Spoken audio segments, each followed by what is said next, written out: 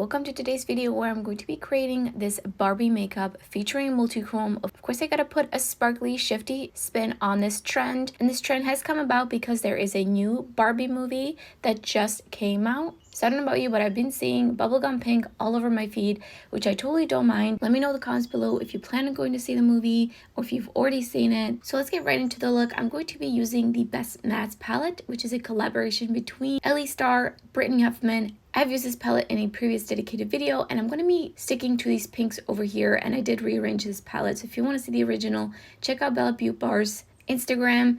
And I'm going to be first going in with this super bright corally pink, and it's just going to go onto the inner crease.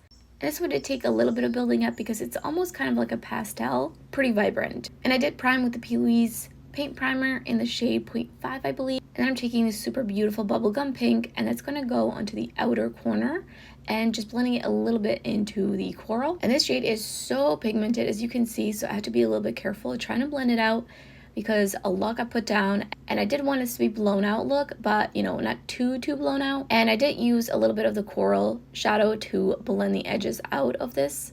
I felt like these tones in this palette were just perfect for this look. So if you've been on my channel, you know I like to deepen up looks, but this one I wanted to keep very bright.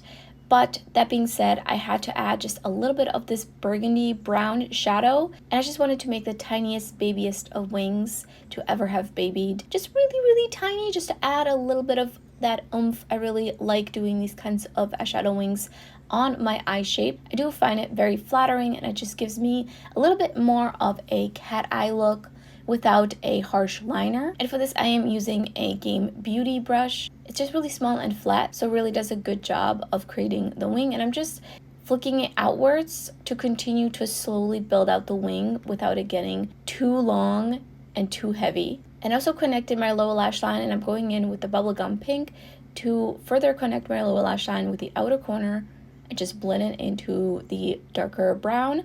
And then I'm taking the coral right underneath the rest of my lash line. I mean, look at how vibrant this shadow is. I absolutely love it, just packing it on.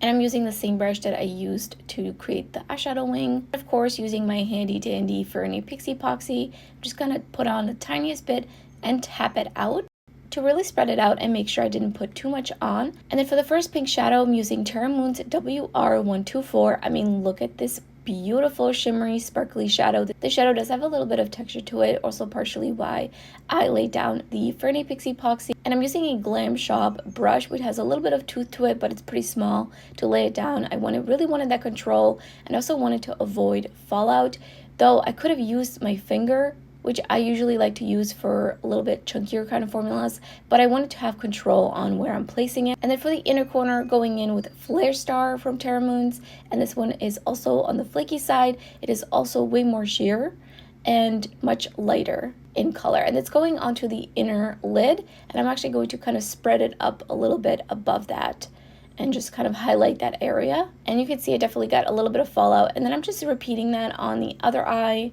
The moment I knew I wanted to film this look, I knew I wanted to go look through my Terra Moons, because I know they have such a great variety of multichrome shadows, and they actually do have quite a bit of pinks, and I wanted something very sparkly, just really give you that extra oomph. Just really wanted to channel my inner Barbie for this look.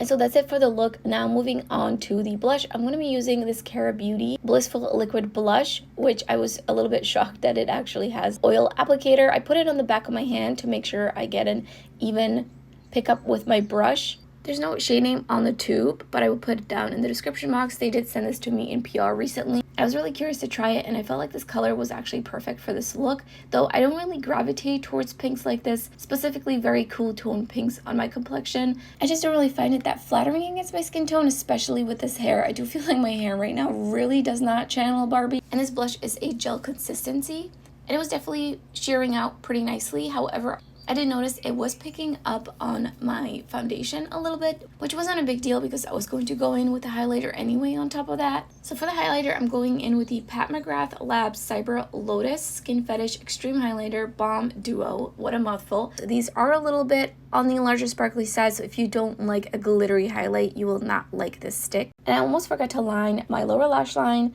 with the Colourpop Honeydude. Had to double check I read that right, to just open up my eyes a bit. For the lipstick, I'm going in with the Soft Touch lipstick from Lime Creme in the shade Fuchsia Flare, and this shade is perfect for this look. I really do enjoy this formula. It feels like there's nothing on your lips, and the shades I've tried so far are pretty pigmented, specifically the more colorful shades like this one. Again, not really a color I would necessarily gravitate towards on a day-to-day, but it is perfect for this look. And then over the lipstick, I had to put on a super sparkly gloss, so I'm going in with the Queen Cosmetics Moonstone Lip Gloss, and look at that sparkle. Next, I'm going to be putting on the Kiss Impress Press-On Lashes in the style Curly and Volume.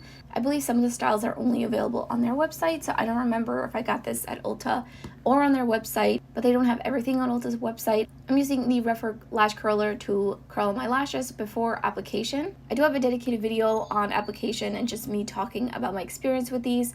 I absolutely love these lashes, and I do get about 2 or 3, maybe sometimes 4 days of wear out of these. So you just place them right up to your lash line from the bottom, and then I like to first squeeze them with my fingers and then go in with the lash applicator, which is not from Kiss because I don't like that one, and then I use that to squeeze the very bottom of them because that's where the little sticky papers are, to make sure that these are really stuck on.